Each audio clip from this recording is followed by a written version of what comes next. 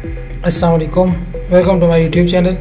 आज हम लोग अपने चैप्टर नंबर 3 के एक्सरसाइज नंबर 3 को चेक करते हैं। जैसे कि हम लोगों ने पिछली 2 क्लासों में, एक क्लास में हम लोगों ने जो है वो कॉस्ट की जो है वो क्लासिफिकेशन की थी। देन हमारे पास जो सब हेडिंग्स थी, एलिमेंट ऑफ कॉस्ट थी, उसको हम लोगों ने की थी।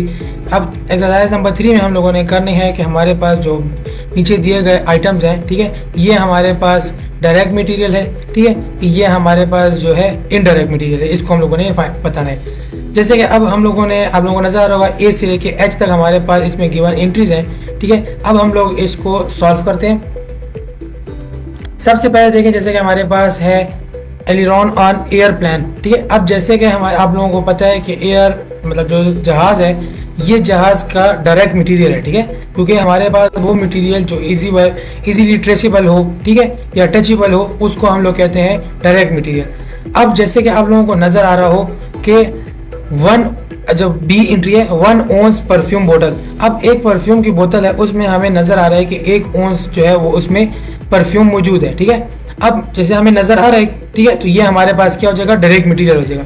अब नेक्स्ट है हमारे पास सी एंट्री कि सेंडिंग मटेरियल इन फर्नीचर, ठीक है, फैक्ट्री है। तो अब मटेरियल जो है वो फर्नीचर फैक्ट्री में जा रहा है, ठीक है। तो अब ये तो हमें नजर नहीं आ रहा ना, ठीक है, इसकी सर्विस तो नजर नहीं आ रही कि ये कहाँ पहुंचा है, कहाँ जा रहा है, ठीक है। तो ये हमारे पास इसमें आ जाता है, ये इनडायरेक्ट मटेरियल है, ठीक है। ये नेक्स्ट हमारे पास डी एंट्री है, हमारे पास बैग्स इन फ्लोर मिल। अब बैग्स मतलब हमारे पास वो पैकेट, ठीक है, जिसमें हमारे पास जो आटा है, ठीक है, वो उसमें पैक किया जाता है। तो जब हमारे पास ये भी है एक डायरेक्ट मटेरियल, क्योंकि हमारे पास ट्रेसेबल भी है और टचेबल भी है, ठीक है। नेक्स्ट हमारे पास एफ एंट्री है सीट्स इन रेलवेज, ठीक है। तो हमारे पास रेलगाड़ी है, ठीक है, उसमें जितने भी हमारे पास सीट्स हैं, ठीक है, सीटें, वो हमारे पास डायरेक्ट मटेरियल है रेलगाड़ी की, क्योंकि वो हमारे पास इजीली टचेबल भी है और इजीली हमारे पास ट्रेसेबल भी है। नेक्स्ट हमारे पास स्टेनलेस कोन इन टीवी।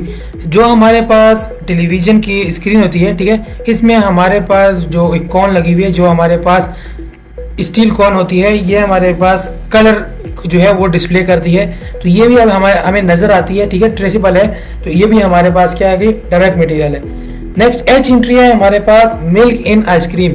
अब आइसक्रीम जैसे कि हमें पता ही है कि हमारे पास आइसक्रीम जो है वो दूध से बनती है, ठीक है। तो यही हमारे पास जो ऐसा है मटेरियल जो हमारे पास ट्रेसेबल हो या टचेबल हो, या हम लोग उसको फील कर सकते हो, ठीक है, महसूस कर सकते हो, वो सब हमारे पास जो है वो डायरेक्ट मटेरियल होता है, ठीक है। और जो मटेरियल हमारे पास हिडन हो, ठीक है, उसको हम लोग क्या कहते हैं, इनडायरेक्ट मटेरियल। ये अब उम्मीद करता हूँ कि आप लोगों को डायरेक्ट एंड इनडायरेक्ट मटेरियल की जो है वो क्लासिफिकेशन करना अब आ गया होगा।